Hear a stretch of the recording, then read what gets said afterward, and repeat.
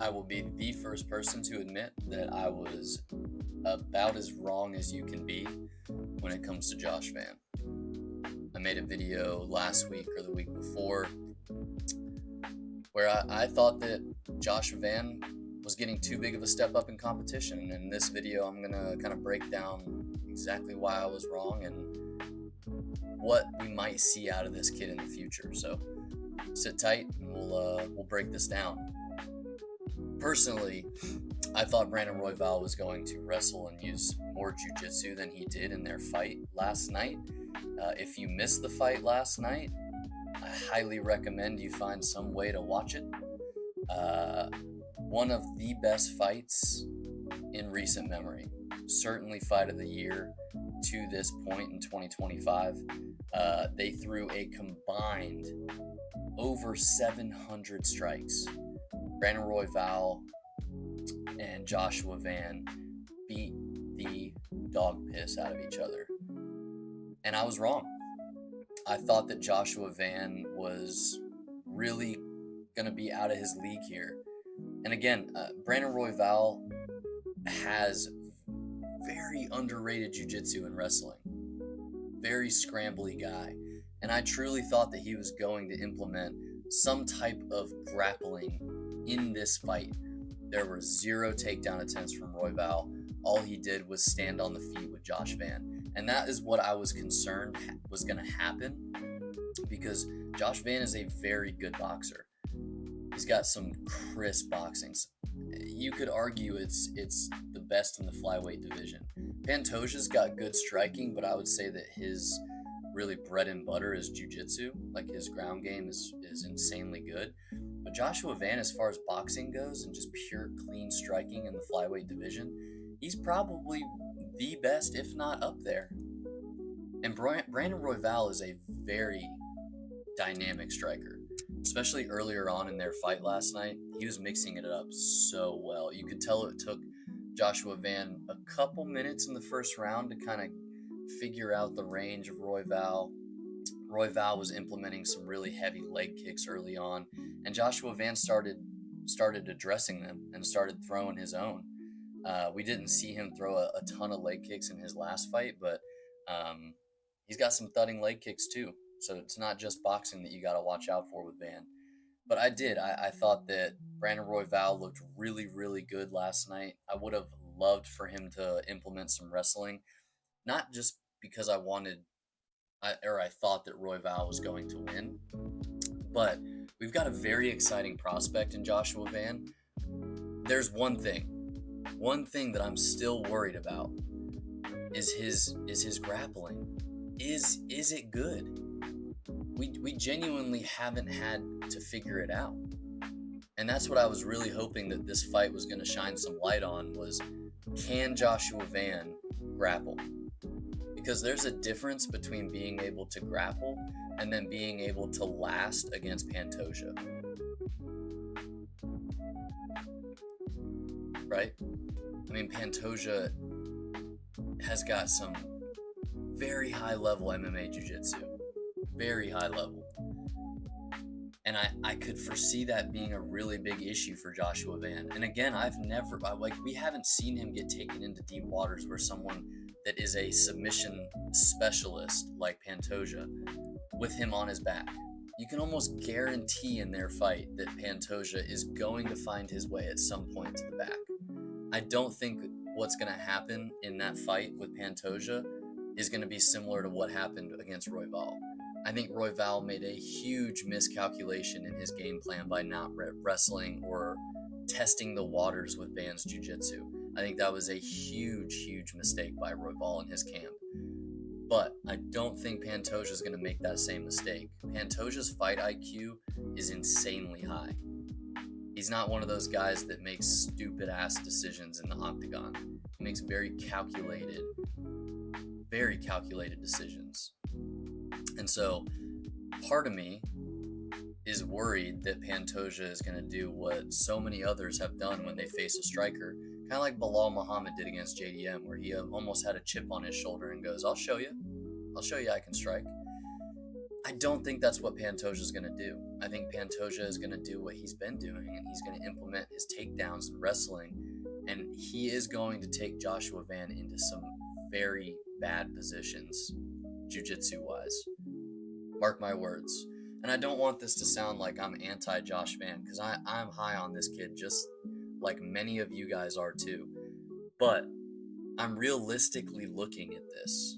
Like, you have to understand that you're now looking at the number one prospect in the flyweight division. He just jumped up from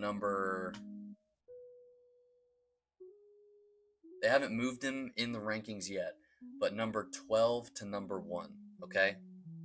Typically, when someone's rising up in the rankings, they got to go through someone in the top 10 and then someone in the top 5 before they get that title elimination fight that he had last night, right? Like, no one is blind to the fact that Joshua Van got a speed ran a title shot. Deservingly, right? Like, he's performed very well, fought on short notice, been there when they needed him to. My point in bringing that up is that typically, somewhere around here, your holes are going to get exposed, or at least we're going to see you tested in multiple areas of the game, right? He didn't get that opportunity. He won his last fight and then got catapulted to a number 1 title elimination fight. And he skipped all these guys. Almabayev would have been a banger. Very, very hard test. Tatsuya Taira, that would have been another great test. Manel Cap, like, again, I'm happy Joshua Van seized the opportunity last night, and I think that he is, regardless of whether or not he's ready for a title shot, he's only 23 years old, okay? So even if he falls short in his first title opportunity against Pantoja either later this year or early next year, it's not going to be the last time we see him fight for the title. It's not like he's a Malcolm Wellmaker and he's 31 years old. This kid's 23 years old, is making drastic improvements every time he steps in the octagon, keeps getting very valuable experience. Like 15 minutes with Brandon Royval, he learned a lot last night, right? So even if he comes up short against Pantoja in their first bout, it's not going to be the last time we see Joshua Van fight for a title, okay? Pantoja is going to, at some point, fall off in the next couple years. And if Joshua Van can't beat him now, he very well could be the guy after Pantoja. He could. But it does look like this is the fight to make, Pantoja versus Van. They had them get in the octagon and face off. I'll go ahead and say I think that's the corniest shit. It's just like the WWE. I can't stand the fact that they've started bringing fighters into the octagon to do these corny face-offs and talk shit into the mic. And I'm not a huge fan of that, but seeing that they brought him into the octagon last night, we kind of know that Pantoja versus Van is next. So giving my first thoughts 12 hours, not even after the event ended last night, I think Pantoja is going to be a whole hell of a lot different of a story than this fight was. And he's going to present some very, very real issues for Joshua Van. I think he is going to implement his wrestling and jiu-jitsu.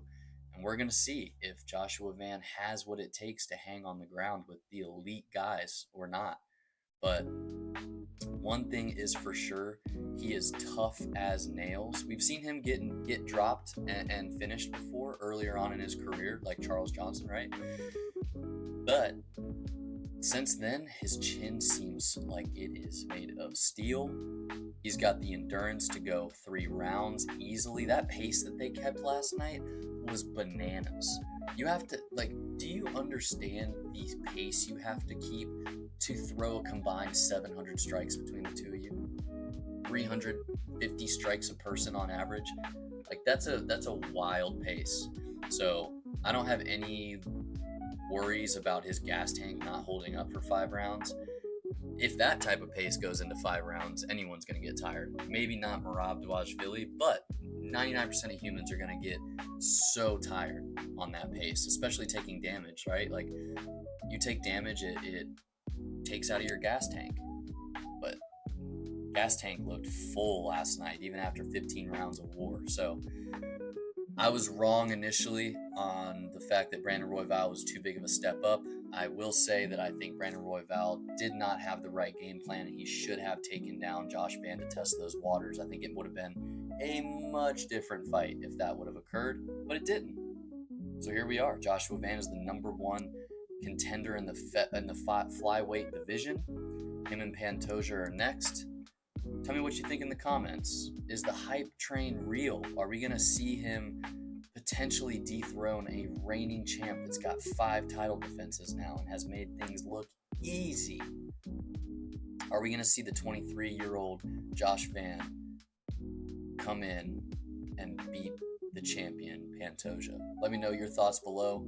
Either way, this kid is on an absolute streak right now. Excited to see what he does in the UFC and how his career plays out. We'll catch you in the next one. Peace.